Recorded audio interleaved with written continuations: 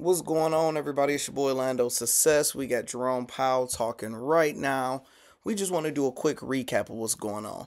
So the Fed just raised interest rates 25 basis points. Why? They'll still stay high, and what that means for your money. So today, the interest rates range now from 4.5 to 4.75. That's been the highest since 2007, which is not good. That means it's high as hell. Car rates, everything is going to still go up.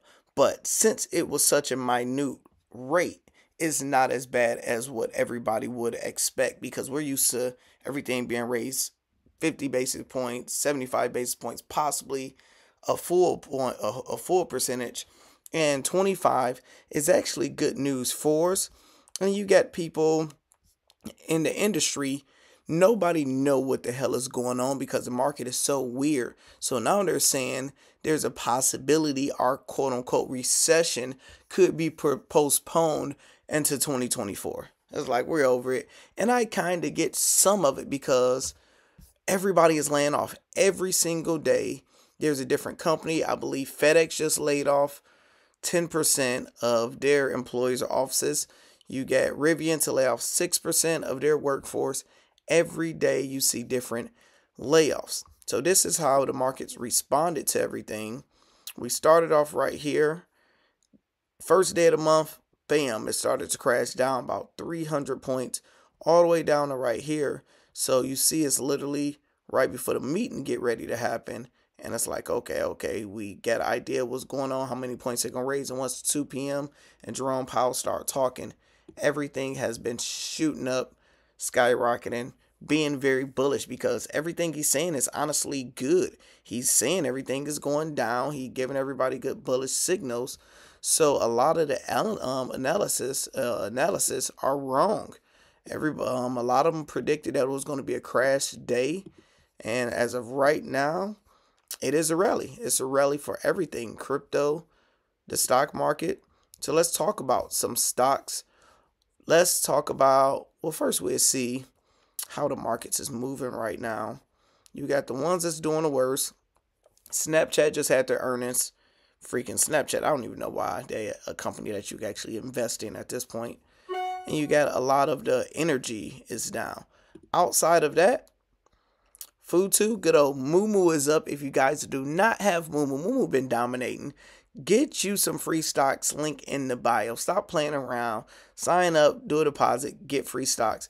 Enjoy the ride with Moomoo. Coinbase is going up because crypto is going up. XPing, AMC, airlines, Tesla. A lot of good positive data. And you see the best start in over 20 years. Who are leading the charge in U.S. tech stocks stage a comeback.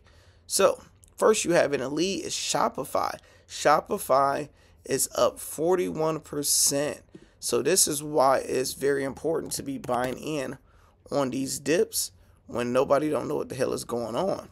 Because if we go back 1 year, you got to think Shopify was all the way down to $25 and it went low as $23.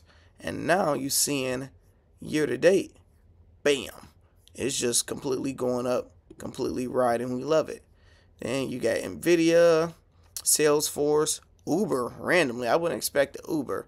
Meta, that was a good buy. Meta still doing their thing. We just had no idea if Meta was going to recover. AMD, that was one of my favorite stocks for a good second. PayPal trying to do this thing. Google, we love Google. We love Apple over here. Good stuff. So overall, the market is responding good to good old Jerome Powell. Let's see if he's finished talking. Yeah, non-housing services sector soon enough, but I think there's ongoing disinflation, and we don't yet see weakening in the labor market. So we'll have to see.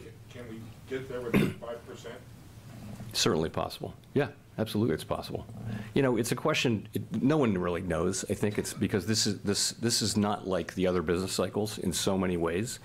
It may well be that that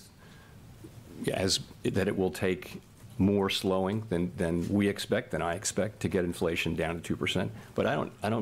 That's not my base case. My base case is that the economy can return to 2% inflation without a really significant downturn or a really big increase in unemployment. I think that's a possible outcome.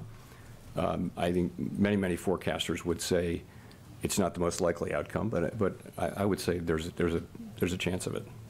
Michael McKee from Bloomberg TV and Radio. I'd like to pick up on what you were just saying about a substantial downturn and ask, with the full weight of your tightening not in place yet, and with the progress against inflation, there's still a lot of talk about very slow growth going forward in 2023, and the recession indicators are all suggesting that we are going to see recession this year. So I'm wondering if you've changed your view, or you have a more nuanced view of what you think the danger to economic growth is going forward, and whether you're very close to perhaps tipping it into the wrong place, which calls for more restraint on your part. So I do think most forecasts and my own assessment would be that growth will continue, positive growth will continue, but at a subdued pace, as it did last year. We had growth of GDP growth of 1% last year, and also final sales growth, which we think is a better indicator of about 1%. I think most forecasts and certainly my assessment would be that growth will continue at a fairly subdued level this year.